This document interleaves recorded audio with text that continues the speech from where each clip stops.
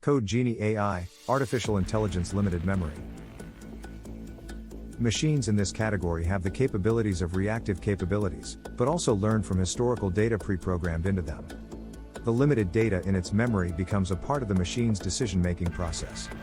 Image recognition technology, for instance, may rely on thousands of pictures and their labels to teach them to recognize the objects it scans. Autonomous vehicles or driverless cars stand out for their reliance on previously learned experiences to make decisions.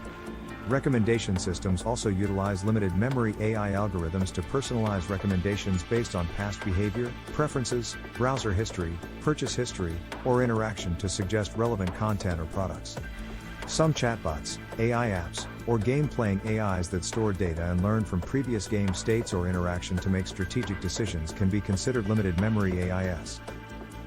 Please click the subscribe button below if you enjoyed this video. Visit us at code-genie.ai. Please click the subscribe